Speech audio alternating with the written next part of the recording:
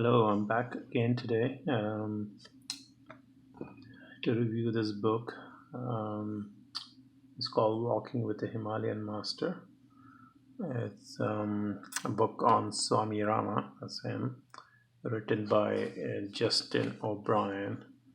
That's his student for many years. So he has written this book about his experience with Swami Rama. Swami Rama apparently was a yogi from India who came to the United States in the late 1960s, and so he stayed there 1780s and I think middle of 90s, and established an institute here, taught yoga and different spirituality classes and whatnot. So this book was given to me by a friend of mine. The last few years, I've been kind of reading and talking about spirituality, and very interested in how people's deal with the spirituality and their path, their journey on this spiritual path. So she recommended, and actually she gave me this book to read about that. It was interesting. Actually, it's very well written. This book, Justin O'Brien is actually. Was a professor of theology at Loyola, and then he quit his job and worked full time for Swami Rama when he was in the U.S. So it's well written book and well paced. So you go along with the story, and it doesn't get boring and cumbersome, especially dealing with the spirituality. So he deals with the subject rather nicely, and describes his time and his experience living with Swami Rama. But so a few things about this. I mean, I have never heard of him, so I was very surprised, and especially the way Justin, the author, describes him. With such a reverence and all that, which is not unique. Coming from an Eastern tradition, we're familiar with that.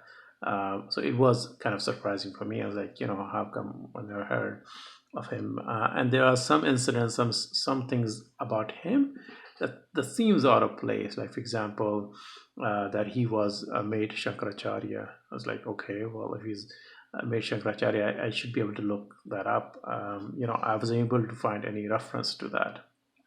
In fact, there is a story by somebody who actually went and investigated that story and found that not to be true, at least partially true, but not the story about him being a Shankaracharya. In other places, Swami Rama described like, oh well, I was going to get Bharat Ratna, but I refused. So things like that, just why is he exaggerating those things? And I'm not sure, but that's also a tradition in our Eastern culture where we, exaggerate and make up stuff on that, about our teacher and stuff like that. But whatever Justin is saying about his teacher that are implausible is actually he's quoting his own teacher. But I wonder why the author didn't investigate those claims.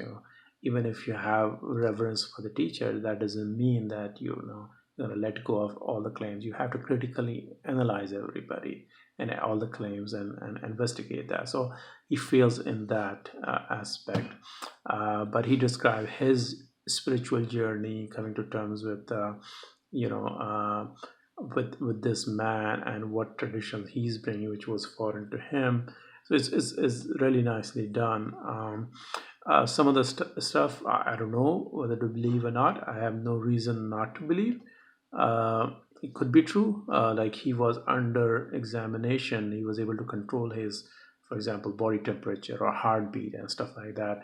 That's what Justin describes, and apparently there's some, researchers who are investigating him. I don't know how much of that is true. If it came out, it may be possible, and he may be a really amazing yogi and able to control his bodily functions and heartbeat and other parts of his body through his mind. It is entirely possible.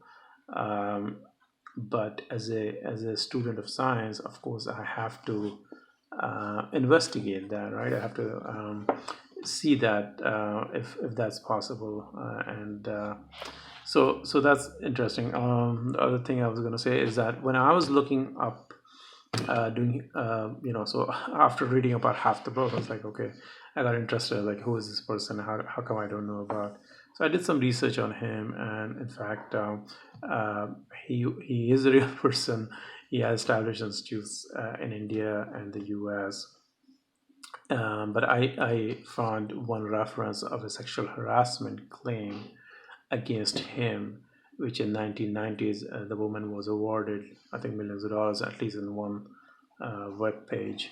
Um, so overall, interesting book, well written. I think at least what Justin has written about his experience, which was really good, about his spiritual journey. I think that makes this book very valuable.